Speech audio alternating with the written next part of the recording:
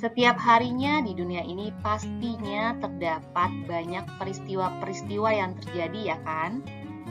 Nah, peristiwa-peristiwa yang terjadi, ada sebagian yang perlu diberitakan atau disiarkan kepada khalayak umum. Nah, maka muncullah berbagai media yang bisa memberitakan hal penting yang terjadi. Bisa melalui surat kabar atau koran, melalui televisi, internet, buletin, majalah, dan lain sebagainya. Hari ini kita akan fokus kepada surat kabar. Nah, dalam surat kabar itu ada banyak kolom-kolom berita. Yang antara lain di dalamnya ya ada mengenai berita yang sangat penting dan harus segera diberitakan atau disampaikan kepada masyarakat. Biasanya letaknya di bagian awal dari surat kabar. Kita katakan itu sebagai hard news. Selanjutnya ada berita ringan, kita sebut sebagai soft news. Kemudian ada juga feature atau perpaduan antara berita dan opini dengan gaya penceritaan yang khas. Dan juga ada kolom yang namanya opini. Nah, dari sekian banyak yang ada dalam surat kabar, kita akan fokuskan kepada opini. Opini tentunya kalian tahu, opini adalah pendapat ya, pendapat atau pandangan orang lain. Nah, mengapa ini ada dalam surat kabar? Siapa yang bisa beropini? Ya, tentunya banyak yang bisa beropini ya. Bisa masyarakat, kemudian dia menyampaikan opininya dan dikirim ke surat kabar. Ada juga opini yang disampaikan dari redaksi surat kabar itu sendiri.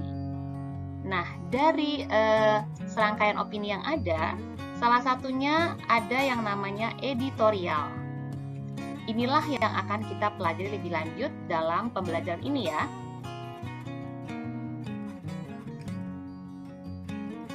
Ini adalah beberapa contoh dari opini berbentuk editorial yang tercetak di surat kabar. Beberapa media menyebut editorial ini sebagai tajuk rencana atau tajuk saja begitu, tapi itu sama saja.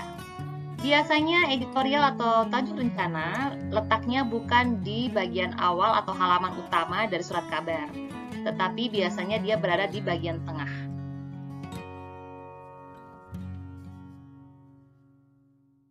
Seiring dengan perkembangan zaman dan teknologi, maka surat kabar tidak hanya tercetak dalam bentuk koran atau yang terbuat dari kertas, tetapi juga dihadirkan dalam bentuk online seperti ini.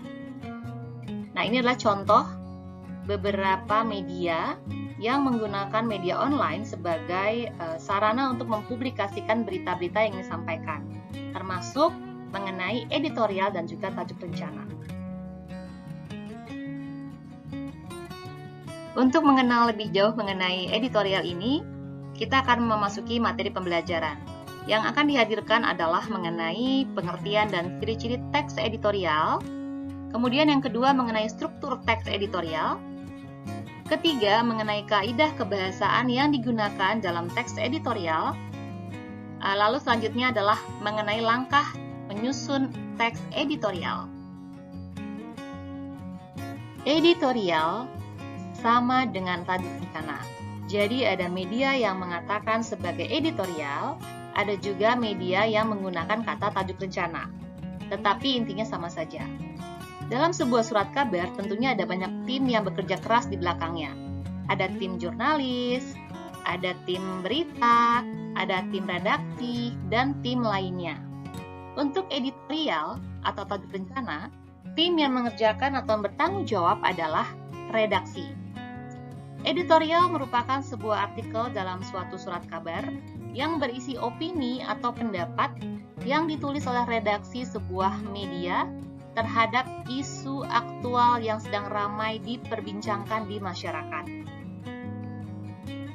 Opini yang ditulis tersebut dianggap sebagai pandangan resmi suatu media terhadap isu aktual yang sedang terjadi itu.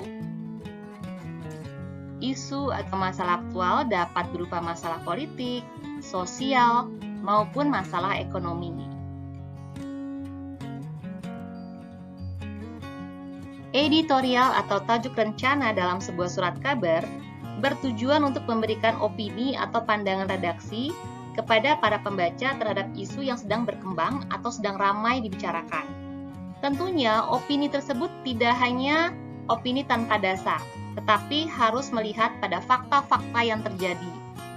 Kemudian harus ada bukti bahwa apa yang disampaikannya itu bukanlah omongan kosong. Kemudian, ada argumen-argumen yang logis. Jadi argumen ini berupa opini-opini yang berhubungan dengan fakta-fakta atau bukti-bukti yang ditemukan dalam masyarakat, terutama berhubungan dengan masalah yang sedang diangkat dalam editorial tersebut. Untuk bisa membedakan antara bentuk teks editorial dengan bentuk teks berita lainnya, kita bisa lihat dari ciri-cirinya. Ciri-ciri teks editorial yang pertama adalah bersifat aktual dan faktual. Maksudnya, isi teks mengangkat informasi yang memang sedang hangat diperbincangkan atau dibicarakan di masyarakat. Ciri yang kedua adalah sistematis dan logis. Teks yang tersusun sesuai dengan struktur dan kaidah kebahasaannya. Isi teks editorial itu harus masuk akal atau logis dan tidak bersifat imajinatif.